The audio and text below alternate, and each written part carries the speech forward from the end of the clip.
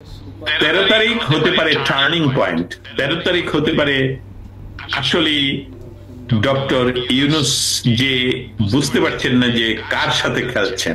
Washington DC, London সহ Sydney সমস্ত জায়গায় বাংলাদেশে কি ঘটছে সেটা তারা গভীরভাবে লক্ষ্য করছে এবং প্রতিদিন এই নিউজগুলো হচ্ছে।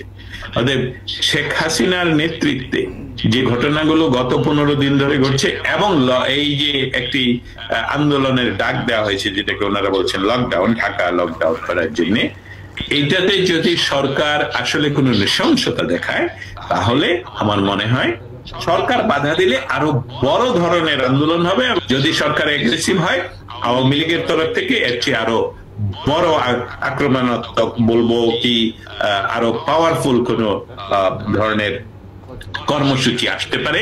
সেটার সাথে সম্পৃক্ত হতে পারে বাংলাদেশের অনেকগুলো ডিপার্টমেন্ট, আমি বলবো এইভাবে। 13 তারিখে আওয়ামী লীগ যেরকম ভাবে মাঠে নামার চেষ্টা করছে বা আওয়ামী লীগ মাঠে নামবে সেটা বোঝা যাচ্ছে।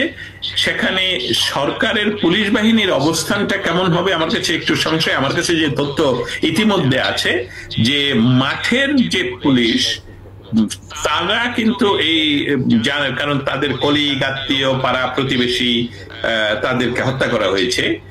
অতএব তারা এটার সাথে কি ধরনের, এই তথ্যগুলো এখনই বলতে চাচ্ছি না। পুলিশ বাহিনীর কাছ থেকে যতটুকু সরকার করছে হয়তোবা সেই রকম কিছু হবে না। ইতিমধ্যে 50% আর্মি যদি তুলে নেওয়া হয়ে থাকে, যেটা আমার কাছে কোনো প্রমাণ নেই, এরা মিথ্যা কথা বলে সবসময়, আর্মিরা মাঠে থাকলে নাও থাকতে পারে। তুলসী গাবার্ড যে কথাটা বলেছেন সেটা খুবই প্রণিধানযোগ্য। ডক্টর ইউনূসের সময় কি আসলে শেষের পথে? আমি মনে করছি ইয়েস।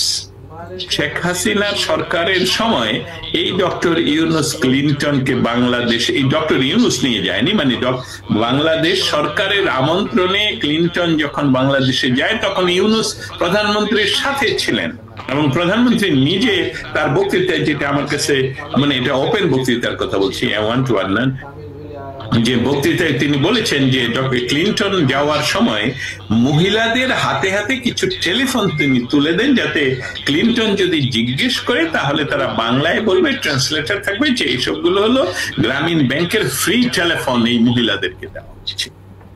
আমি বলছি প্রধানমন্ত্রী নিজে এই কথাগুলো অনলাইনের বক্তৃতায় বলেছেন, রেকর্ডে। উনি বললেন যে আমি যখন এটা পরে জানতে পারলাম, এই যখন ক্লিনটন চলে গেলেন তারপর তাদের কাছ থেকে যখন টেলিফোন গুলো ফিরিয়ে নেওয়া হচ্ছে তখন